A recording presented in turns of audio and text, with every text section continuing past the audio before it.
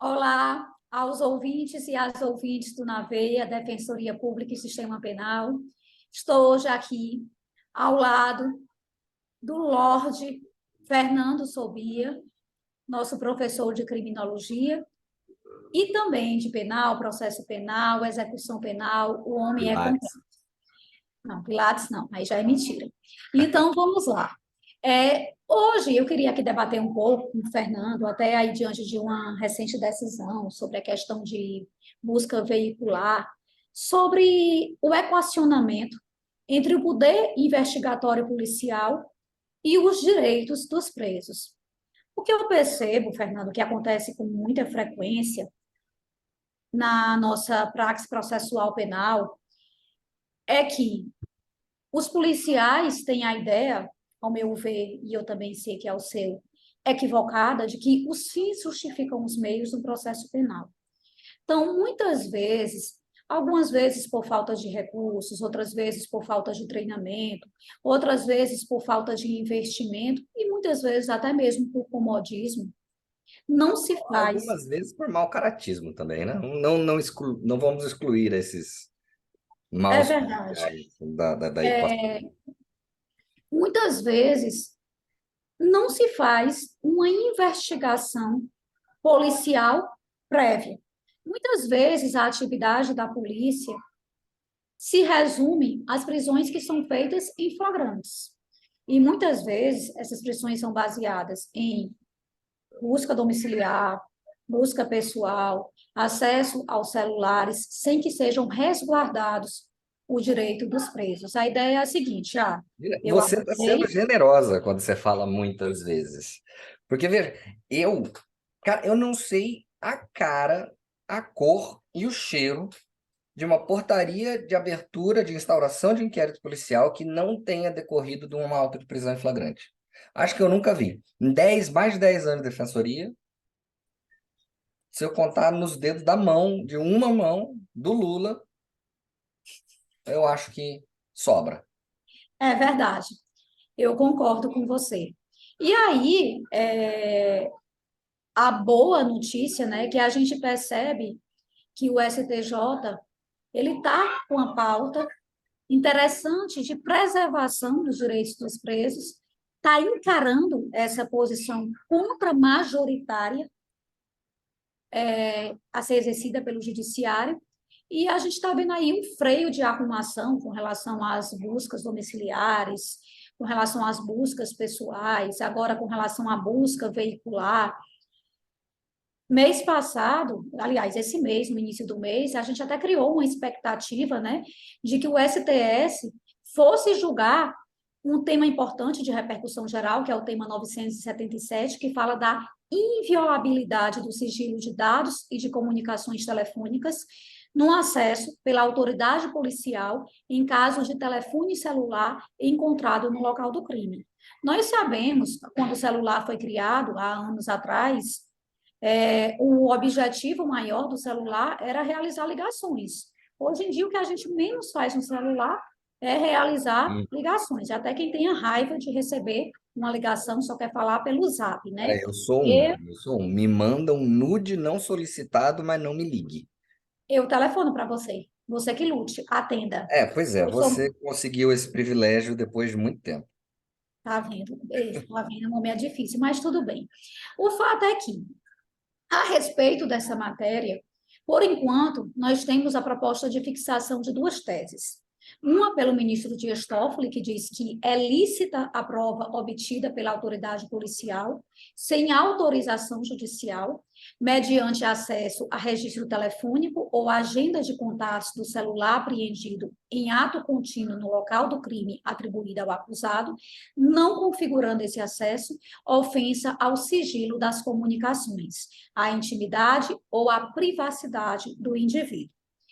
Em contrapartida, os ministros Gilmar Mendes e Edson Fachin sustentam a tese de que o acesso a registro telefônico, agenda de contatos e demais dados contidos em aparelhos celulares apreendidos no local do crime atribuído ao acusado depende de prévia decisão judicial que justifique, com base em elementos concretos, a necessidade e adequação da medida e delimite a sua abrangência à luz dos direitos fundamentais à intimidade, à privacidade e ao sigilo das comunicações e dados dos indivíduos. E aí a gente espera do STF o reconhecimento, né, da ilicitude dessa prova obtida, mediante a devassa do celular, sem que haja prévia autorização judicial. O STJ tem um posicionamento de que essa proibição não se estende aos dados que constam da agenda do telefone celular, porque esses dados poderiam, por exemplo, constar, se ainda fosse o caso, a modernidade apagou essa figura, em uma agenda escrita. Aquela agenda de bloco que você usava, que você me mandou uma foto para que eu fizesse o reconhecimento, porque eu não conheço, não opero com esse tipo de sistema, né? Eu sou já da época digital, você sabe disso. Claro. Então, o que a gente pode esperar do STF é um posicionamento de aprovação dessa tese do ministro Gilmar Mendes e também do ministro Edson Fachin, né? Porque essa tese, para além de dar maior efetividade aos direitos fundamentais, ela sinaliza para as forças policiais que a facilidade do acesso aos celulares do preso não substitui a importância do trabalho investigativo. E é importante dizer que esse é o atual entendimento do STJ como regra. O entendimento de que o acesso aos celulares das pessoas presas está, sim, submetido a uma cláusula de reserva de jurisdição. E aí esse entendimento é mitigado em algumas situações, como o caso da agenda, como o caso de um celular que é encontrado em via pública sem dono, dentre outras situações.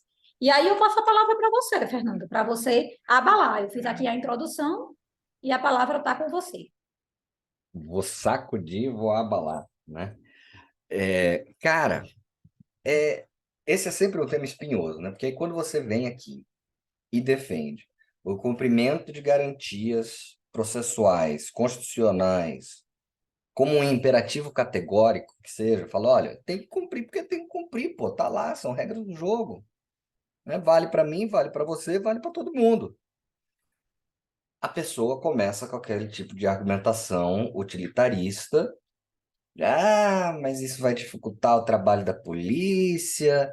Ah, mas a bandidagem vai prevalecer, faz o L, né? Enfim, o que é simplesmente desconectado com a realidade prática.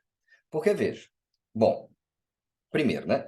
Eu defenderia tranquilamente a aplicação das garantias pelo simples fato de estarem previstas como tal. Regras do jogo, ponto, acabou. Né? Mas a gente vai além. Quando você inclui esses filtros, essas barreiras a uma atuação indevida, não só você está promovendo o sistema normativo como um todo, né? Reforçando esse sistema normativo, como, e é o que a gente expõe no nosso artigo, né? Você está promovendo uma melhoria da investigação, uma melhoria da qualidade da informação que vai subsidiar os processos. E é isso que o pessoal não costuma entender. Porque, assim, veja, a partir do momento em que você abre a possibilidade de simplesmente, durante o baculejo, pega o celular do sujeito, manda ele desbloquear, acessa tudo que está ali, você abre uma porta para uma gama de ilegalidades muito grande e uma fragilidade probatória muito grande. E as pesquisas estão aí para demonstrar isso empiricamente, né? No artigo a gente toca na pesquisa do Núcleo de Violência da USP, mas existe uma pesquisa semelhante da Defensoria Pública do Rio de Janeiro. O livro Eu do professor acho, Marcelo Fernando. Semer demonstra o mesmo caminho, de que a imensa maioria dos processos são subsidiados por inquéritos policiais baseados em prisões em flagrante. Prisões em flagrante que não tiveram nenhuma investigação precedente. E E aí aí, as testemunhas vão ser os dois policiais que resolveram esse sim, flagrante, que sim, vão ficar sim. com a palavra contra o réu, vai vigorar em justiça epistêmica, a palavra do réu de nada vai servir, a palavra dos policiais vai ser supervalorizada, e o resultado é aquele que já se sabe desde o primeiro momento, condenação. Exato. E assim, a quem beneficia esse sistema? A quem não é sujeito a esse tipo de baculejo. E aí vem toda a estrutura punitiva, toda a estrutura do nosso aparato punitivo, que aí qualquer leitura minimamente crítica do sistema penal vai chegar à conclusão de que ele existe realmente para promover o status quo, proteger a classe dominante e botar para foder com o que a gente chama de PPP, né? Os pretos pobres periféricos. Então é muito fácil você, numa posição de privilégio, trazer este argumento de que vai dificultar o trabalho da polícia e beneficiar a bandidagem quando você está sendo beneficiado e protegido, quando você não é submetido diariamente a esse tipo de constrangimento, a esse tipo de violação Quando de... você sabe que a sua casa, no prédio bom ou no condomínio de Ah, ela é luxo, inviolável, ela é inviolável. Quando né? você sabe que o seu celular traz a sua privacidade e com certeza um policial não vai usar, exigir sua senha para ter acesso a todos os seus dados, né? Cara, felizmente, depois de décadas de vigência da Constituição, e eu só estou falando da Constituição para a gente ter um marco normativo temporal, né? Mas de décadas de vigência da Constituição, finalmente os tribunais superiores começaram a corrigir essa leniência, essa verdadeira cegueira deliberada que tinham com essas violações. Porque, convenhamos, até as pedras sabem como é que funciona o baculejo. Não, que dirá ministros, juízes de 20, 30 anos de carreira. Todo mundo sabe como é que funciona na periferia. Então, assim, E não vem assim, com essa conversa de, ai, eu não imaginava que era assim. Sabe, eu vi o Chris Rock estava falando no stand-up dele, que ele assistiu o filme da Meghan Markle com o príncipe Harry, lá, o filme não, né, o documentário, e aí a Meghan Markle fala assim, fala, eu não imaginava que eles eram racistas. Poxa, eles são a família real, eles são os racistas originais, eles criaram praticamente isso, e você vem dizer que não sabia. Então, esse argumento do não sabia não cola, né? e assim, né? O baculejo é só a porta de entrada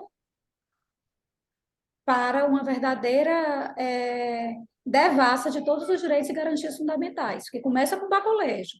Aí Sim, se dirige à residência da pessoa, pega o celular da pessoa, e o que é mais engraçado na hora da audiência, né, de instrução, é que o policial diz, não, ele franqueou espontaneamente minha entrada em casa, sim. ou seja, Me mostrou onde estava sabe a que tem que entrar maconha. logo em casa e vai deixar o policial. Aí quando o réu diz, não, eu não deixei ele entrar, a palavra que soa como estranha, a versão que soa como estranha é a versão do réu, e não a versão daquele policial, né? E interessantíssimo. Ontem mesmo eu fiz uma audiência em que os policiais entraram na casa do réu porque eles viram pela janela que os réus estavam cortando droga. Ou seja, uma coisa super comum. Se você for cortar droga, abra Pendurar bem a na janela, janela né? Que nem e roupa deixe a molhada. porta entreaberta. Fica a dica. Mas você sabe que o Zaffaroni fala isso. Quando ele fala do poder criminalizante, da estrutura do poder punitivo, ele fala, cara, eu sei que a gente foca a nossa análise na prisão, mas a verdade é que a prisão, o aprisionamento, ele corresponde a uma parcela muito pequena do poder punitivo. Porque tem diversos filtros que chegam até lá, né? E aí ele chama de poder configurador positivo exatamente essas outras práticas pelas quais, e tipicamente pelos agentes de segurança pública, a vida das pessoas é controlada. É o baculejo, é o acesso ao celular, é a entrada no domicílio. Depois ele fala de outras questões administrativas também. Mas quando a gente fala do poder penal e da extensão desse estado policialesco nosso, a verdade é que a prisão, apesar de ser a figura representativa, a caption, né, para usar um termo é, atual e da Chique. internet, hein, O Lorde tinha que se mostrar. é Estava só demorando. um pedacinho de todo esse arquipélago. E aí vamos ver o É que o assim. STF vai E decidir nesse a final do chão. sensação também que eu tenho, sabe, Fernando? Eu não sei se você concorda ou discorda, é que para o Estado é muito cômodo não fazer políticas públicas e jogar todos os problemas no colo do processo penal. Sim, Eu não consigo fazer segurança pública, mas vai para o processo penal endurecer as penas. Eu não consigo combater a violência doméstica e familiar, mudar a cultura machista, então vamos endurecer as penas. Tudo sobra para o processo penal, como o processo penal fosse um local de pacificação social, um local de segurança pública, quando nós sabemos que não é. Isso é apenas um mito existente em estados autoritários, mas que não poderia ganhar adeptos em um Estado democrático de direito, né? Só para, já que você tocou nesse assunto, para mais uma vez trabalhar com o Zaffaroni, ele fala, olha, pena, punição, não resolve conflito. Especialmente a pena privativa de liberdade, não resolve conflito nenhum, até porque você exclui a vítima da equação, né? Enfim, o que você faz é suspender, você suspende o conflito no tempo e fica aí na esperança do tempo resolver. Mas esse mito aí do direito penal, processo penal como solução dos problemas, eu acho que é um tema que a gente pode aprofundar depois. Na verdade, enfim, né, é algo que vem desde o início do direito penal e vai continuar até o final. Isso Eu acho aí. que o que a gente Agora, tem que prestar atenção para a gente ficar no tema nosso, né? Senão nossos ouvintes vão ficar entediados. Gente, acompanhem esse julgado do STF. Vamos conferir para ver se já teve algum voto publicado, como é que está o andamento do julgamento, porque é de suma importância. Se liberar também acesso a celulares, a gente volta no tempo, vai ser um retrocesso em termos de garantias processuais muito grave, né? Vai ser uma decisão em descompasso com a realidade prática, e, vai queira ou não, agravar a abre-se a seletividade do porta direito para penal. abre-se a porta para uma arbitrariedade muito grande. Então, vamos esperar que os outros ministros acompanhem o ministro Edson Fachin e o Gilmar Mendes. E uma questão interessante também, que a gente tem que colocar aqui, é uma recente decisão, né, do STJ, nos autos do agravo regimental, no HC 788-316, que foi publicado no Diário Oficial de 13 de fevereiro, já agora, de 2023, ocasião em que foi decidido que o fato de policiais militares avistarem veículo em atividade suspeita, aquele famoso zigue-zague, autoriza a abordagem, mas não a busca pessoal e a revista do veículo. Você quer falar sobre isso, Fernando? Nosso tempo já está esgotado. Não, esse aí eu acho até que é tema para a gente aprofundar depois de um outro, mas já vamos deixar o segue aqui, né? É muito interessante que agora, e era algo que eu já pensava e eu nunca tinha visto uma decisão, da necessidade de se distinguir a abordagem da efetiva busca pessoal e veicular. Agora, evidentemente, né, isso não quer dizer que a abordagem também não exija uma fundamentação concreta. Você não vai sair parando todo mundo na rua, ou vai utilizar vai utilizar elementos raciais ou socio-raciais, como também está em debate no STF, que é um tema super importante, mas o estándar probatório para se fazer uma abordagem me parece realmente ser diverso do estándar probatório de uma revista pessoal e veicular. Mas, enfim, de novo, esse é um debate que eu acho que a gente pode deixar para outro episódio, até para ter mais elementos. Vamos ver o que mais a gente consegue levantar sobre isso. Mas cenas dos próximos capítulos. Então é isso aí, gente. Na veia. Na veia.